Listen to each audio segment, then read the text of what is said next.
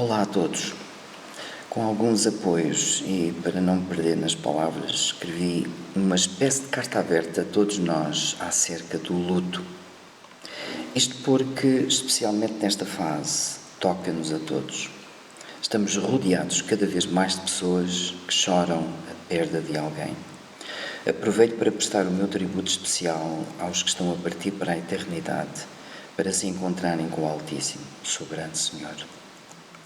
Uma das coisas que atualmente estou a aprender, e há muito que devia estar a praticar isto, é que somos frágeis e não há forma de conseguir controlar nada.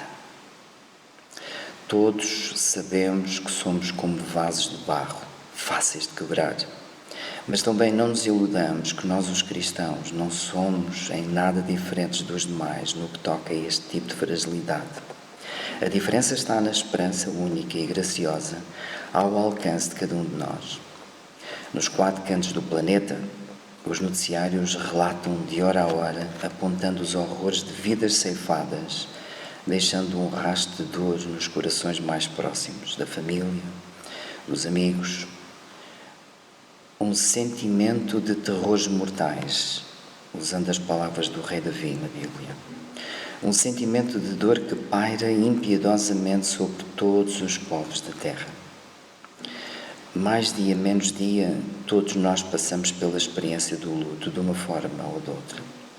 No que me toca a mim, e nestes últimos anos, uma grande parte do meu tempo tem sido passado em funerais e, consequentemente, em cemitérios. Apercebo-me com temores e tremores que os meus amigos andam todos a partir.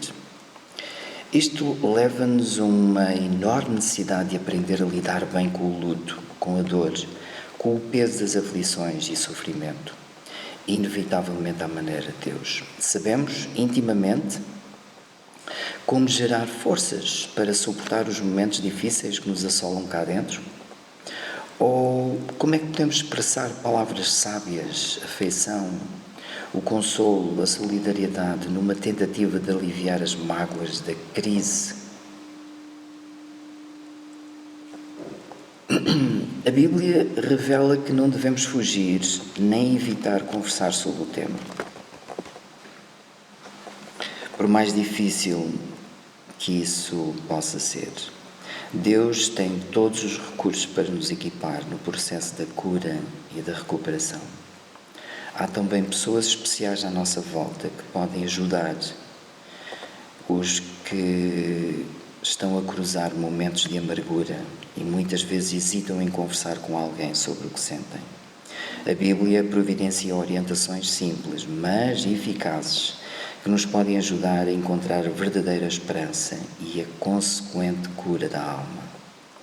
O rei Davi, que experimentou muitas aflições, escreveu estas palavras que são inspiradoras. Dói-me até o coração e terrores mortais caíram sobre mim.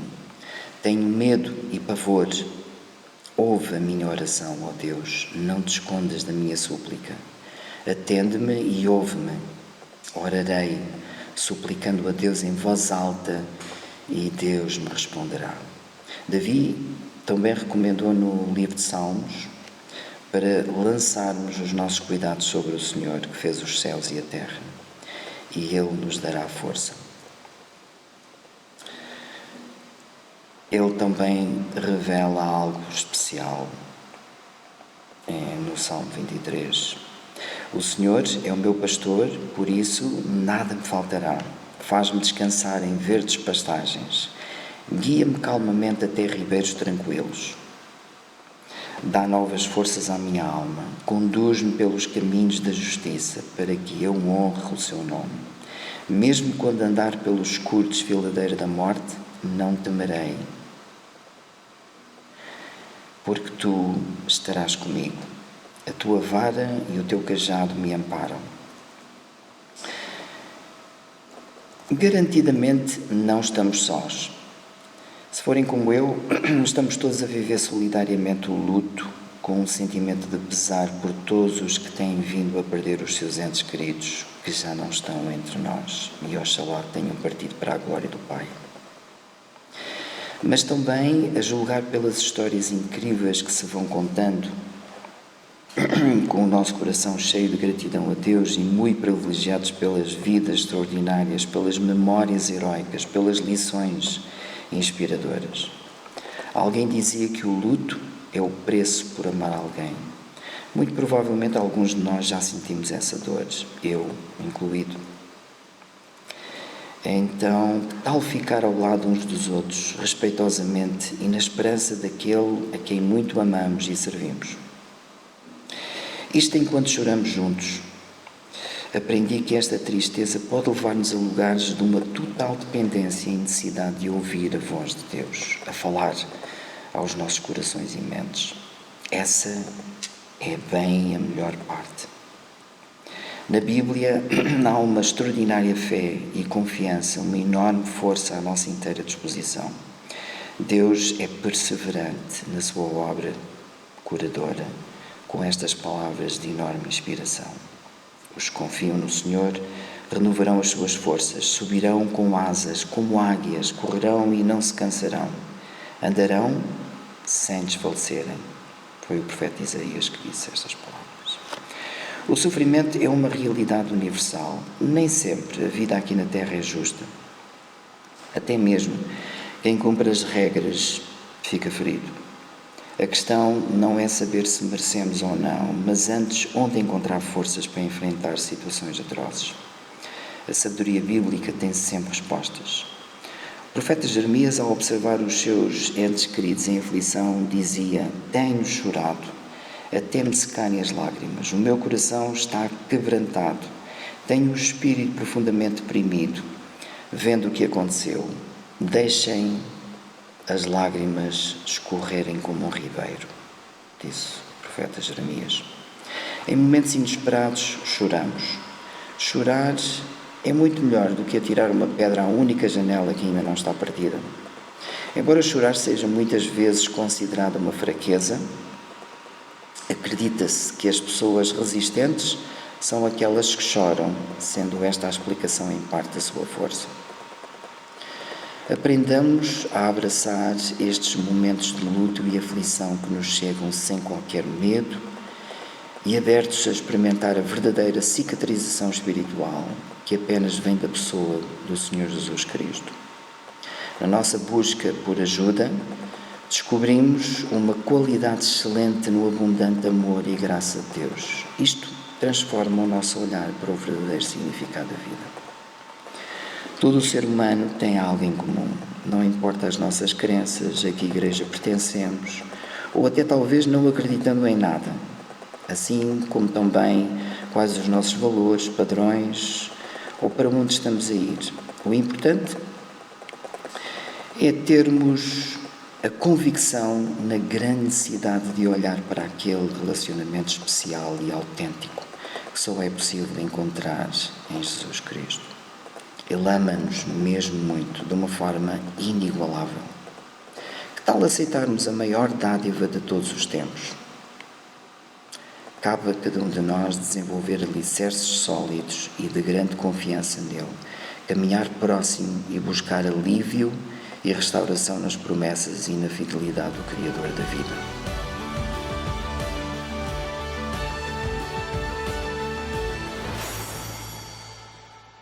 Olá a todos.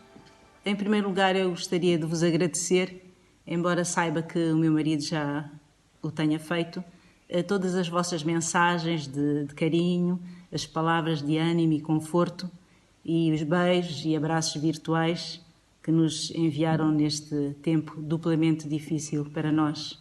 Muito obrigada e vai daqui um grande abraço, um abraço gigante para vocês todos. E por falar em tempos difíceis, eu gostaria de compartilhar convosco algo que eu li na semana passada e que ficou gravado na minha mente. Em Romanos 8, 28, diz assim a palavra de Deus: E sabemos que todas as coisas contribuem juntamente para o bem daqueles que amam a Deus, daqueles que são chamados segundo o seu propósito. E talvez fiquemos a pensar como é que uma situação difícil como esta que estamos a atravessar pode contribuir de alguma forma para o nosso bem. E conta-se acerca de um rei que era ateu e que tinha um servo muito fiel a Deus, E ele estava constantemente a dizer ao rei: Deus é fiel em tudo o que faz, ele é perfeito e nunca se engana. E num certo dia, o rei, enquanto caçava, foi atacado por um animal e ficou sem um dos seus dedos. Claro que ficou furioso e bastante abalado e reclamou com o seu servo, que sempre o acompanhava, e disse-lhe: então, se Deus é fiel e perfeito e nunca se engana, por que é que ele permitiu que eu ficasse sem este dedo?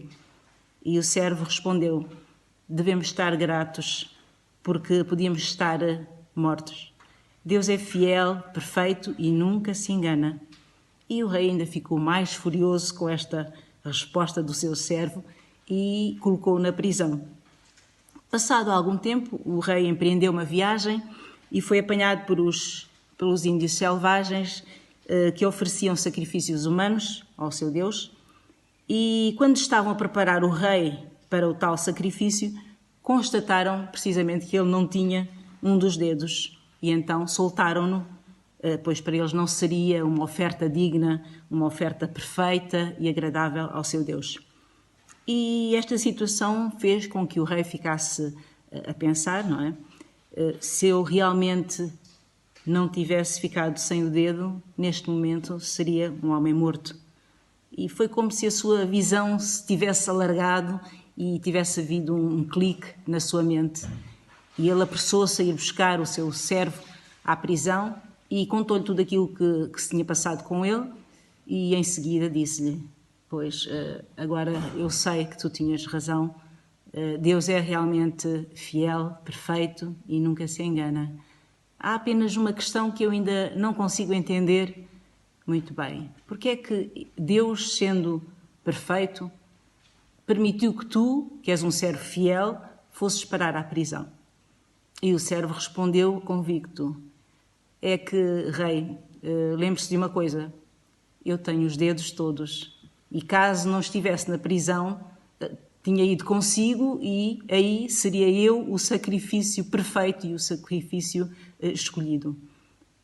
E isto pode-nos servir de lição, porque realmente, quando nós passarmos por momentos difíceis e situações que muitas vezes não entendemos, ainda assim nós devemos confiar e esperar em Deus, porque Ele é fiel, perfeito em tudo o que faz e Ele nunca se engana.